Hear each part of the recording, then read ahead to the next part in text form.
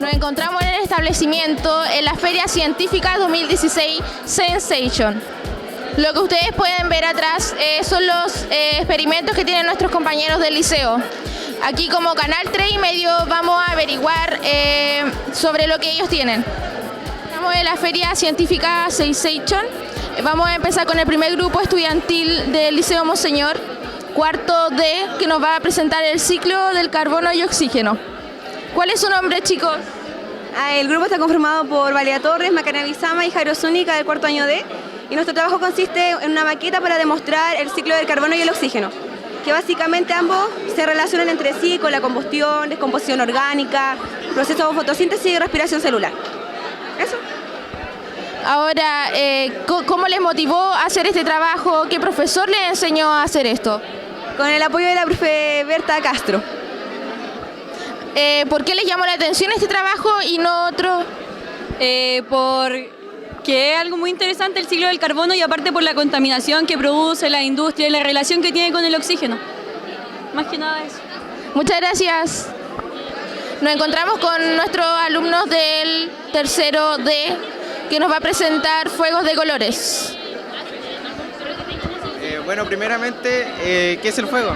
El fuego se forma de tres elementos, que es el combustible, la energía de activación y el combuster. Y esto al encontrarse los tres juntos se reaccionan. Y cuando falta uno no se puede ejercer el fuego. Eso sería. ¿Qué profesor le ayudó a hacer esto? La profesora Rosa Turra. ¿Se le hizo muy difícil? ¿Fue muy complicado tratar de hacer este experimento? No, la verdad, fue sencillo y muy entretenido. Gracias. Y nos encontramos con nuestras compañeras del curso primero F que nos van a contar un poco más de qué trata. ¿Cuál es su tema? Nuestro tema es la velocidad de difusión, donde nuestra hipótesis es a ver si la temperatura, la viscosidad o la concentración del azul de metileno en las diferentes aguas destiladas influye en la velocidad de difusión o no. Y influye porque se supone que esa tiene agua destilada a 15 grados. Esa tiene agua destilada normal y ese tiene agua destilada pero caliente a 70 grados. Y en la temperatura del agua destilada influye en la velocidad de difusión. Aquí están todas las probetas, están a temperatura ambiente con agua destilada, pero aquí tiene una gota de agua destilada, 2 gotas y 3 gotas de agua destilada. Y la concentración de agua destilada igual influye en la velocidad de difusión. En las plaquetas tenemos agua destilada y gelatina sin sabor. Igual las dos con una gota y ver si se disuelve o no. Eso. Muy bien. ¿Qué profesor le ayudó a hacer esto? La profesora Berta, de biología. ¿Se le hizo muy difícil tratar de hacer este experimento, muy complicado? Un poco complicado explicarlo porque igual hay temas que nosotros conocíamos pero no lo entendíamos muy bien. Pero ahora sí. Gracias, chicas. Nos encontramos con otras alumnas del Liceo Monseñor. ¿De qué curso eres? Del tercero D. ¿Cuál es tu nombre? Nicole Parra. ¿Nos puedes explicar qué trata tu experimento, tu trabajo? Sí. Bueno, miren, ustedes como pueden observar aquí, estamos hablando de la piel, ¿ya? Con un nombre más científico llamado el sistema tegumentario, ¿ya? Aquí ustedes pueden observar 3 tipos de capas de piel.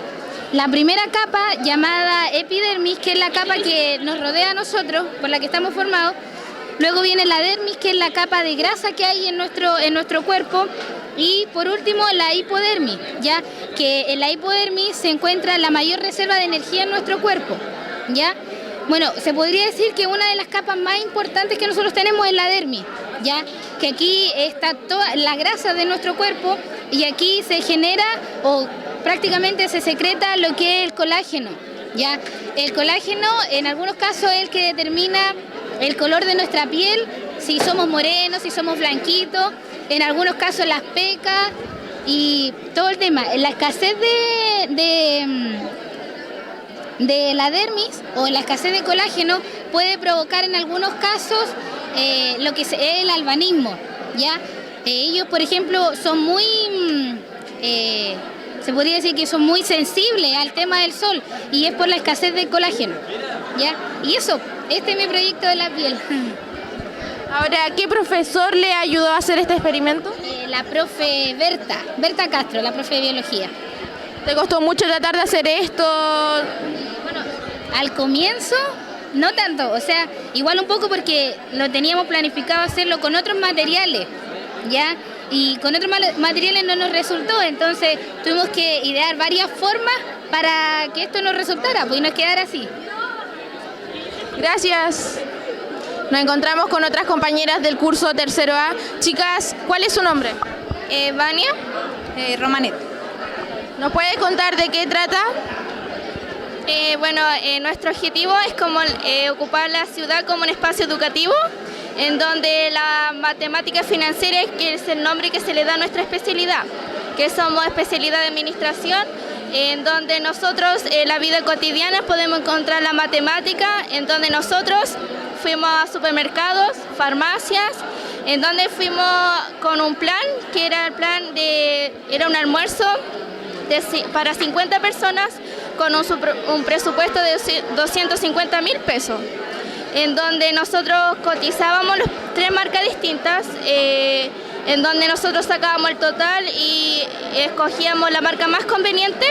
Luego de eso nosotros calculábamos el peso neto, el IVA, que es el impuesto de valor agregado. Luego del IVA nosotros escogíamos cuál era el más económico y que calzaba con los 250.000 pesos. Y ahí escogíamos el más económico y luego de eso sacábamos la tasa de interés. Para todo esto, ¿qué profesora le ayudó a desarrollar esta actividad? La profesora Jimena, profe de matemáticas de nuestra especialidad. Especialidad de administración. Muchas gracias, chicas. Nos encontramos con otra alumna del curso cuarto C de Científico Humanista. Nos va a explicar de qué trata su experimento. Ya, bueno, principalmente este experimento consiste en ver cómo los cigarros van causando daño en nuestro organismo. Principalmente consistió en llenar esta botella con agua más o menos hasta la mitad. Después hacer un agujero en la tapa de la botella y luego introducir un cigarro y encender. Los componentes del cigarrillo van causando que el agua se vaya colocando cada vez más amarilla y, por ejemplo, nosotros ocupamos 100 cigarros, quemamos 100 cigarros y fue provocando eso.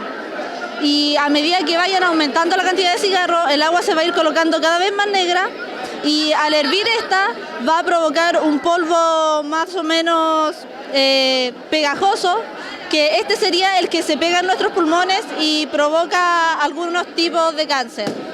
Los principales componentes que dañan el organismo vendrían siendo el alquitrán y la nicotina, que son los componentes más fuertes que contiene el cigarro y los provocaría enfermedades que pueden provocar nuestra muerte. Muy bien, ahora, ¿por qué ustedes eligieron este tema sobre los cigarrillos? Porque hoy en día está muy común que los jóvenes consuman cigarros, entonces ellos no se dan cuenta del daño que les va a provocar más adelante. ¿Qué profesor le ayudó a hacer esto? La profesora Natalia Córdoba. ¿Se le hizo muy difícil tratar de hacer este experimento? En lo más difícil es, por ejemplo, al momento de quemar los cigarros, por ejemplo, los que no consumimos habitualmente cigarros, al quemarlo lo iba haciendo mal, no sé, los provocaba dolor de cabeza o algunos síntomas. Muchas gracias. Bueno, gracias. Nos encontramos con nuestras compañeras del cuarto D. Chicas, ¿cuál es su nombre? Karina Sarabia. Y yo soy Bárbara Cuña.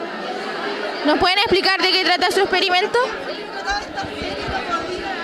Nuestro experimento se llama agua fría versus agua caliente. En este recipiente tenemos agua a temperatura ambiente y acá tenemos agua caliente y acá agua fría. Ya, como se pueden dar cuenta, el agua fría tiene hielos y el agua caliente está hirviendo. Cada una tiene colorantes diferentes para poder ver la diferencia una vez que los echamos en el agua a temperatura ambiente.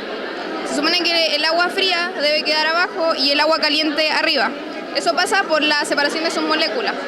El agua fría tiene las moléculas más juntas, por lo tanto queda abajo.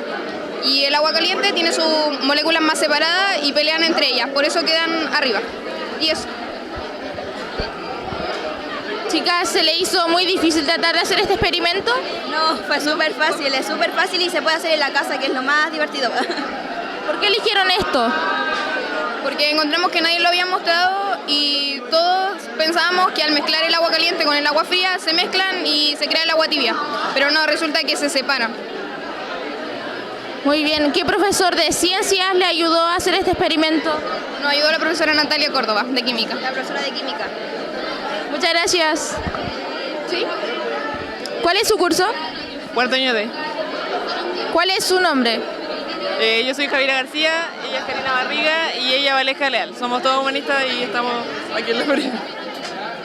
¿Nos pueden explicar de qué trata su experimento? Nosotros exponemos diferentes elementos a la temperatura del fuego, pero usamos algunos aislantes para ver cómo reaccionan. Por ejemplo, el papel lo exponemos a la llama y obviamente se quema, pero si lo hacemos a través del colador no pasa lo mismo.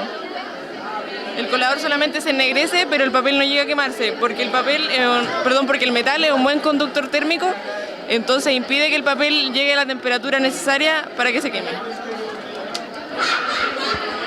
Si inflamos un globo y lo ponemos al calor, este le transmite una gran cantidad de energía térmica, entonces la goma se calienta y se revienta. Cuidado. Entonces, si ponemos uno con agua, no pasa lo mismo, ya que el calor se transfiere al agua y necesitaría mucho tiempo para que esta hierva y ahí se reviente. Acá tenemos lo mismo. Las cajas de cartón, al exponerse al fuego, obviamente se va a quemar, pero si cubrimos una caja de cartón con agua por toda la superficie y la exponemos al fuego, esta no llega a quemarse, ya que el agua necesita evaporarse primero y esta necesita 100 grados Celsius. Y el cartón necesita 232 grados Celsius, así que de ninguna otra manera el cartón no puede quemarse ya que está con el agua. Chicas, ¿por qué eligieron este experimento? ¿Qué le llamó la atención? Lo elegimos porque nos resultaba más cómodo y aparte porque entretenido y llama la atención. Porque cuando los chicos que vienen acá quieren ver cosas novedosas y que sean rápidas, pues y esto era así, pues, reunía las condiciones. ¿Qué profesor le ayudó a hacer esto? Lo hicimos para física con la profesora Evelyn, pero lo hicimos sola en realidad, autónoma. Muchas gracias. Las compañeras del curso tercero D nos van a explicar su experimento, la lámpara de lava. ¿Cuál es su nombre? Josefa Vázquez. Sofía Bendaño. Ya, bueno, aquí en esta botella tenemos aceite, agua y colorantes. Sí, al aplicarle esta pastilla efervescente se va a producir un proceso donde va a salir el gas hacia arriba y van a crearse burbujas que van a subir y bajar y a eso se le llama lámpara de lava. Ahí está. ¿Qué profesor le ayudó a hacer este experimento? Profesora Rosa Turra. ¿Qué le llamó la atención de esto? Se va a subir. Que fue algo muy interesante y la reacción química que tiene, que es una reacción de descomposición. Eso. ¿Les costó mucho tratar de hacer este experimento de la lámpara de lava? ¿Les costó mucho? No, es fácil. Se puede hacer en casa. Sí, se puede hacer en casa. Aquí están los materiales, de hecho, y todo para poder hacerlo. Muchas gracias. Con los profesores de ciencias, queremos hacerle algunas preguntas. ¿Por qué es importante que los alumnos desarrollen esta actividad en el colegio? Bueno, las habilidades científicas implican observar, investigar y buscar respuestas a aquellos fenómenos que los chiquillos les interesan. Entonces, esta exposición ya lleva 10 años y es importante para que los estudiantes crean en la ciencia y que se pueda hacer ciencia con cosas simples. La idea es que los estudiantes aprendan haciendo, ya, a partir de la práctica. Y este espacio obviamente permite fomentar aquello, ¿ya? Es importante relacionar lo que uno hace, por ejemplo, en el aula, con lo que hacemos acá, mostrar, ¿verdad?, en experimento los sucesos biológicos, físicos, químicos que se pueden ver en la naturaleza. La ciencia es bonita porque es aprender jugando también. Entonces, es una instancia que nosotros tenemos de aprender de otra manera. Eso. Otra pregunta, ¿ustedes tuvieron que designarle a los alumnos acerca de actividad, el tema? En lo personal, yo ofrecí qué estudiante quería trabajar en el área de la biología y buscar experimentos relacionados con ello, en forma voluntaria. De hecho, tenemos estudiantes de primero medio, bueno, en realidad desde séptimo hasta cuarto medio trabajando con nosotros. Ahora, ¿desde qué año se inicia la Sensation? Bueno, se llamó Sensation del año 2006, pero antes se hacía una feria científica igual. Siempre se ha incentivado de hacer una feria científica más o menos en esta época, en octubre, digamos. Pero como Sensation tiene ya 10 años. Antes señalar igual que el nombre Sensation se dejó una invitación abierta a los estudiantes para que ellos, ¿verdad?, le dieran un nombre propio a esta feria científica para salir un poco de lo cotidiano. La verdad que quedó bastante bonito, aunque cuesta de repente un poco mencionarlo, pero es interesante, ¿ya?, que haya salido de la idea de los mismos estudiantes. Nos encontramos con otra compañera. ¿De qué curso eres tú? Tercero de... ¿Cómo se llama? Curso. Tercero de... ¿Cómo ¿Cuál es tu nombre? Eva Mana. ¿No puedes explicar tu trabajo? Sí, claro. Sí. Pero ya sí, eso es mío. Porque cuando hay cambios climáticos en el mundo, no va a pasar el mismo con los dos polos. Eso como va a simbolizar los dos polos, como el polo sur y el polo norte. Y en el polo sur, vamos a empezar, el nivel de agua va a aumentar porque el hielo es arriba del agua. Y cuando el hielo derrite, el nivel de agua va a aumentar. Sí. Y en el polo norte, el nivel de agua va a ser menor un poco. Disminuir, gracias. Un poco.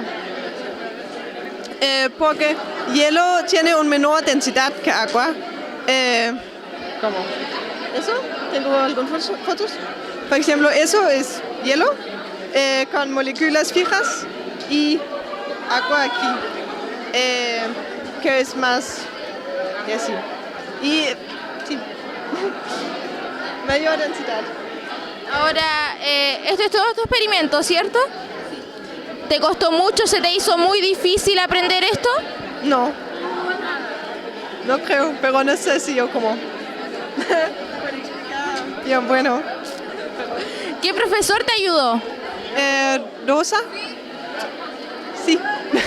Mi profe en química. Gracias por explicarnos tu experimento. De nada. Nos encontramos con otro compañero del curso cuarto de que nos van a explicar la recuperación del petróleo. ¿Cuál es su nombre? Erwin. ¿Nos puedes explicar tu experimento? Ya. Se supone que cuando extraen petróleo, naturalmente, solo extraen el 30%. Entonces el 70% que sobra lo sacan a través de la recuperación del petróleo, que consiste en inyectar agua. ¿Qué hace el agua? Arrastra el petróleo y sube por ahí. Y se supone que eso que está abajo son las rocas viscosas que son de petróleo. Entonces aquí en los poros inyectan una manguera, que es como por ejemplo esa, pero mayor diámetro. Entonces eso hace que se extraiga hacia arriba. Y ahora mi compañera le va a explicar lo que sigue. Gracias. En un medio poroso podemos observar la capilaridad, que se produce capilaridad al inyectarle más presión. Cuando se le inyecta más presión, o sea, cuando se le inyecta otro líquido o otra cosa, el área tiende a achicar y la presión tiende a aumentar. Lo que pasa en las servilletas, que es cuando, como tienen relieves, la servilleta hace pequeños filamentos que realizan que el agua suba. Y se puede observar claramente la capilaridad del agua, no tiene nada y sube sola, por la capilaridad que hace que haya presión en la misma servilleta.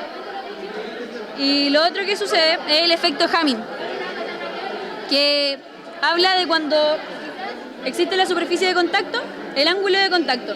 La burbuja tiene el mismo ángulo en los dos lados, entonces tiene una resistencia al flujo, no se mueve, nada. No se mueve. Y es lo que se explica en el efecto Hamming. Y cuando se le cambia la presión o cuando se le genera más presión en un lado, cambia el ángulo y se empieza a mover, se tiende a mover hacia un lado. Y eso. Aquí la idea es hacer burbujas perfectas. Así se forman las burbujas perfectas. En cambio hay otras que no lo son porque están juntas. De aquí van a depender los diámetros. Por ejemplo, este diámetro es más pequeño que el de allá. Y para este diámetro se necesita una presión mucho más baja para que así se puedan formar. No, espérate, en esa no. Marca acá abajo. ¿Puedes enfocar acá abajo? Aquí la presión no es tan alta, entonces así las burbujas se pueden formar bien. En cambio, si le aumentamos la presión, las burbujas van a salir más rápido y quizás salgan más separados y no perfectas. Ahora puedes pasar. Permisos. ¿Por dónde paso? Chicas, ¿me pueden dar permiso?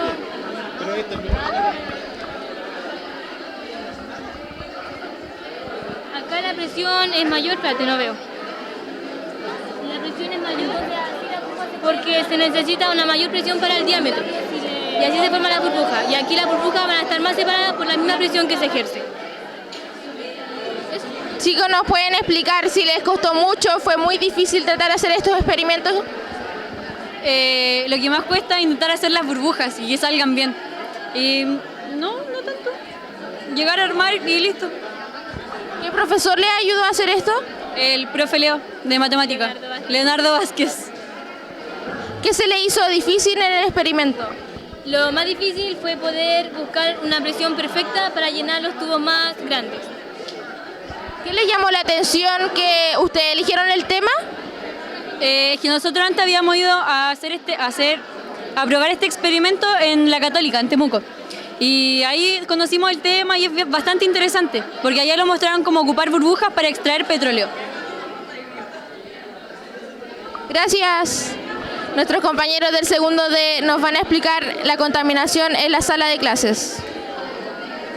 Hola, me llamo Estela Villegas, estoy acompañada de Néstor Manqui y de Nicolás Lagos. Estamos presentando la contaminación acústica en la sala de clases, lo que te puede generar, las consecuencias y una leve hipótesis que hicimos. Y una relevante base a una aplicación de internet que se llama Sonómetro. Esto es un trabajo que hicimos en conjunto con el cuarto D. Nosotros para hacer este trabajo primero hicimos una hipótesis, la cual dice que mientras mayor ruido haya en la sala de clases, mayores son los problemas que sufren los alumnos y profesores. Para esta encuesta usamos 600 encuestas y 48 gráficos. Bueno, acá podemos ver que el gráfico número 1, ya que hicimos 48 gráficos de 600 encuestas. Aplicamos 3 encuestas a cada nivel, es decir, a primero, segundo, tercero y cuarto medio. Bueno, acá también podemos apreciar que las mujeres tienen un mayor conocimiento sobre lo que es la contaminación acústica. Hablando de las preguntas 1 y 2 de la encuesta. En total se encuestaron a 12 cursos y a 8 se le hizo la prueba del sonómetro para hacer una base más firme, que sea más confiable la información.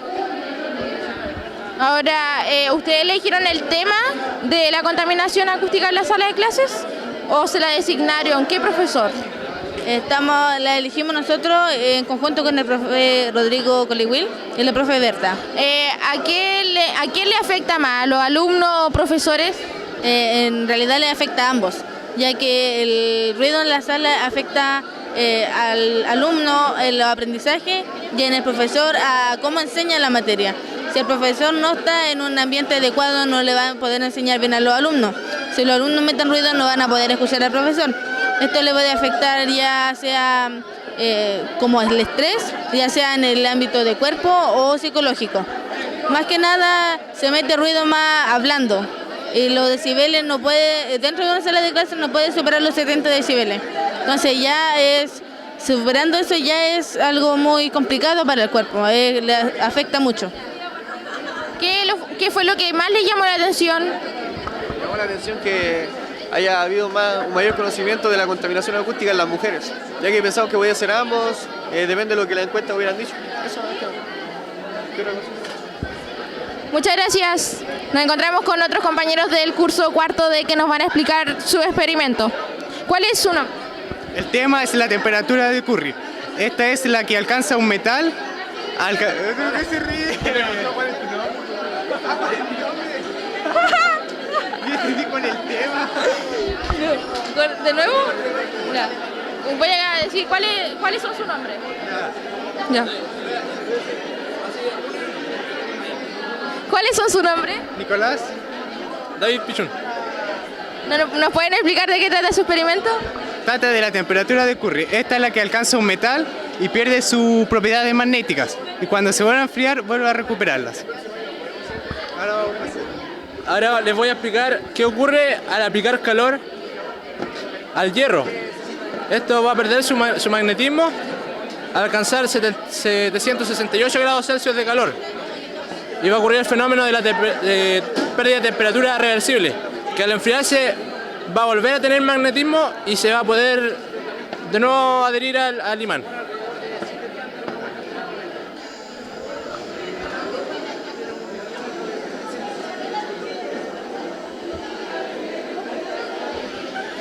Ahí cuando se despegó alcanzó su temperatura máxima y al enfriarse volvió a tener magnetismo, por eso se volvió a juntar al imán. ¿Qué profesor le ayudó a hacer este experimento? ¿Cuál le pilló Bustamante? Sí, por la profe Evelyn Bustamante. ¿Ya le costó mucho tratar de averiguar sobre esto o no? No aparece al tiro información sobre él. En internet. ¿Qué fue lo que más le llamó la atención? Que eso, porque lo que estamos explicando nosotros, porque al alcanzar alta temperatura el imán pierde su magnetismo, pero puede volver a recuperar al enfriarse el magnetismo. Nuestras compañeras del curso primero C nos van a explicar su experimento que trata sobre las zanahorias mutantes. Chicas, ¿cuál es su nombre? El mío es Bárbara Matus, el de ella María Jesús. ¿Nos pueden explicar de qué trata? Este es un experimento en el cual explicamos lo que es la solución isotónica, la hipertónica y la hipotónica, en el cual esta le echamos agua destilada y esta es solución hipotónica ya que presenta menor concentración de soluto, en el cual se hidrató la zanahoria. En el segundo le echamos 5 cucharadas de sal, en el cual la zanahoria se deshidrató, en el cual como que envejeció, se fue arrugando. Y en esta es solución isotónica, en el cual no tuvo ni un cambio. Todas tenían su peso igualitario, todas pesaban 93, pero la primera pesaba 93 y ahora subió un peso de 355. La segunda pesaba 93 y ahora pesa 270. Y en la 3 ahora pesa 365. En esta, si hubiéramos hecho lo mismo, que lo hubiéramos dejado una semana, hubiera pasado lo mismo, ya que en todas pasa lo mismo y todo tiene que tener su ciclo.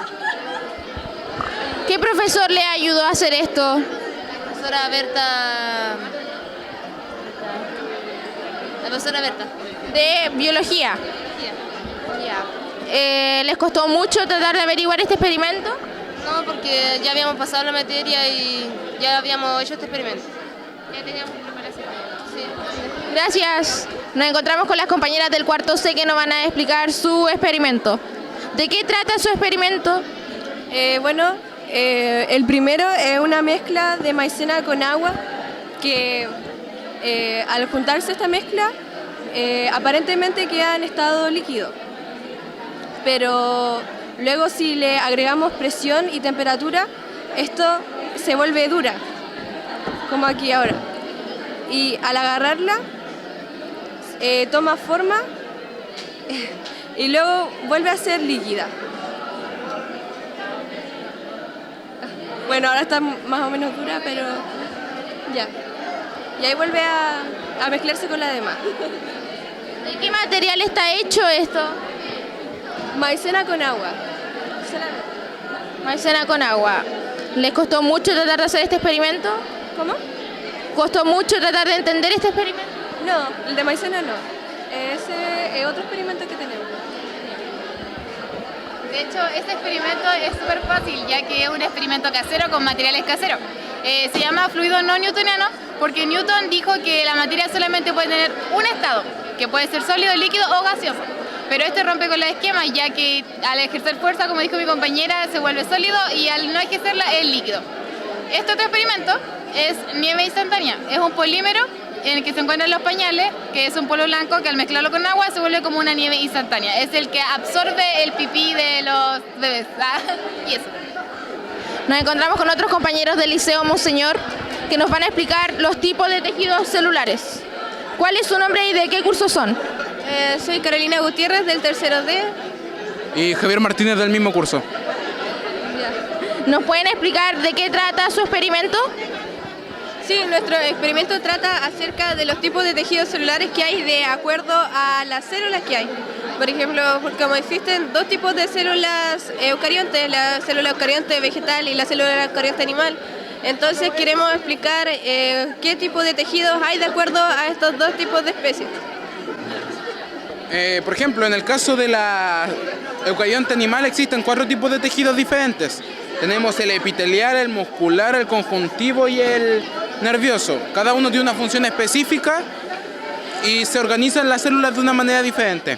Ahora, estudiar estos tipos de tejidos que ustedes me están contando, explicando, ¿se le hizo muy difícil averiguar sobre ellos? Un poco, pero lo juntamos con la experimentación, con poder observar los tejidos en el microscopio y así como que asimilamos un poquito más cómo se estructuraban. Bueno, cerramos esta edición con este experimento de nieve de colores. Le damos muchas gracias a los alumnos que se motivaron a hacer esta actividad para poder mostrar su aprendizaje. Nos vemos el otro año en la Sensation 2017. Gracias.